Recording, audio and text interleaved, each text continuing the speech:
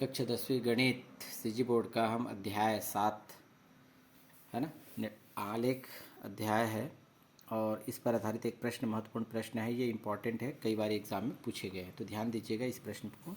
मूलधन 300 रुपये पर 5% ब्याज की दर से 1, 2, 3, 4, 5 वर्ष के लिए साधारण ब्याज और ब्याज के बीच सारणी दी गई। इन्हीं के बीच आपको क्या करना है आलेख खींचना है, यानी ग्राफ खींचना है। तो समय किस में दिया है, वर्ष में दिया गया है ना, 0 वर्ष, 1 वर्ष, 2 वर्ष, 3 वर्ष, 4 वर्ष, 5 वर्ष है ना। साधारण ब्याज यानी इंटरेस्ट कितना, रुपए के रूप में है ना। 0 वर्ष पे 0 रुपये ब्याज, 1 वर्ष में 15 रुपये ब्याज, 2 वर्ष में 30 रुपया, 3 वर्ष में 45, 4 वर्ष में 60, 5 वर्ष में 75।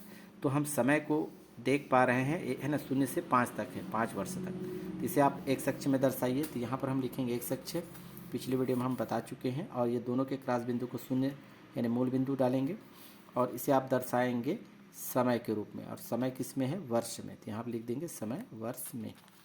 यहाँ पर आंकड़े क्या है, न्यूनतम 0 है, अधिकतम 5 है। तो 0 तो है, समान दूरी पर हम इसको नंबरिंग करेंगे 1, 2, 3, 4 और ये 5, इतने में काम चल जाएगा हमारा। इसी प्रकार से देखेंगे साधारण ब्याज रुपये में, इसे हम वाई अक्ष में दर्शाएंगे।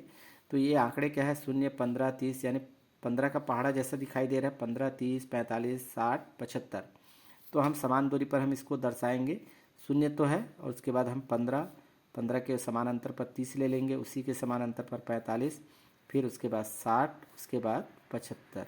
ठीक है, ये किसको दर्शा रहा है, साधारण ब्याज को। यहाँ पर लिखेंगे साधारण ब्याज किस में है, रुपए में। इतना लिखना ही है ना। एरो का निशान ऐसे लगा दीजिए, इसमें भी एरो का निशान, ये दिशा को बताएगा, ये दोनों एरो का निशान को। यहाँ पर आप देखेंगे निर्देशांक को दर्शाएंगे। पहले है 0, 0 यानी एक्स अक्ष में 0, वाई अक्ष में 0। तो यहाँ पर है तो एक्स अक्ष के लिए भी 0 है इस दिशा के लिए, और इस दिशा के लिए भी 0 है। तो पहला पॉइंट यहाँ पर आ गया, तो इसे आप पॉइंट बना लीजिएगा और इसे नाम दे देंगे ए, और इसमें लिखेंगे 0, 0। दूसरा है 1 और 15। एक जो है एक्स अक्ष पर है ना, एक्स अक्ष पर 1 पर और वाई अक्ष पर 15 पर। तो वाई अक्ष का 15 ये है, दोनों क्रॉस कहाँ पर होगा, आगे बढ़ाएंगे, इधर से आगे और इधर से, दोनों मिलेंगे यहाँ पर। इसे आप नाम दे देते हैं चलिए बी, और यहाँ लिखेंगे 1 और 15। दूसरा अगला बिंदु है 2 और 30, तो 2 पर है आप, और 30 वाई अक्ष का 30, ये दोनों लाइन को क्रॉस कराइए, यहाँ पर क्रॉस होगा अगले पॉइंट पर ही। इस बिंदु को डालिए सी और लिखेंगे 2 और 30। इसी प्रकार 3, 15, 3 पर एक्स अक्ष पर और वाई अक्ष पर 45 पर। ठीक है, दोनों लाइन को आगे बढ़ाएंगे, क्रॉस होगा यहाँ पर, देख पा रहे हैं। ये इसे नाम दे देते हैं डी और लिखेंगे 3 और 45।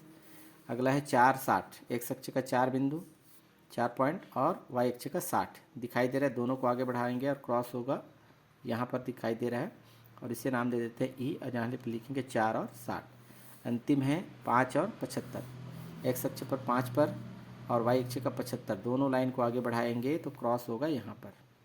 इसे आप दे देंगे नाम, ई के बाद आता है एफ, लिखेंगे 5 और 75। तो हमारे पास 6 बिंदु है, तो 6 बिंदु आ गए, ए से लेकर ई तक सभी बिंदु को आपस में हम क्या करेंगे, मिला देंगे। तो इस तरह से स्केल की सहायता से आप ये सारे कार्य आपको पेंसिल से ही करने हैं, मैं पेन से दिखाने के लिए इसमें उपयोग कर रहा हूँ। ध्यान देंगे आप, इस तरह से बारीकी से काम करेंगे, ये ऐसे। तो सभी बिंदु आ गए।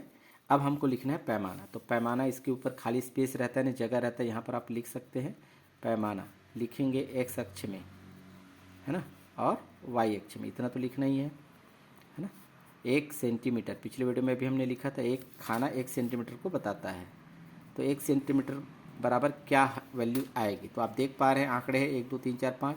अगले में पहले को घटा दीजिए, खाने का अंतर पता चल जाएगा। 2 में 1 घटाएंगे तो कितना आएगा, 1। तो 1 किसको बता रहा है, ये समय, और समय किस में है, वर्ष में। यानी 1 खाना 1 वर्ष को, 2 खाना 2 वर्ष को, हमें 1 खाने के बारे में बताना है। तो 1 खाना क्या कहलाएगा, 1 वर्ष को बताएगा। इसी प्रकार से हम वाई अक्ष में चलेंगे, 0, 15, 30, 45, 60, 75। तो हम 30 में 15 घटाएंगे, आएगा कितना, अंतर 15 का। तो 15 क्या चीज़ को बताएगा, साधारण ब्याज को। साधारण ब्याज किस में है, रुपए में।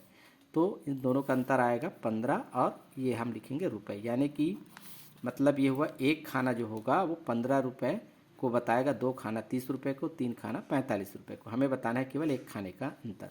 तो इस तरह से ये आपका प्रश्न तैयार हो गया। ये बहुत ही इंपॉर्टेंट प्रश्न है, ध्यान देंगे।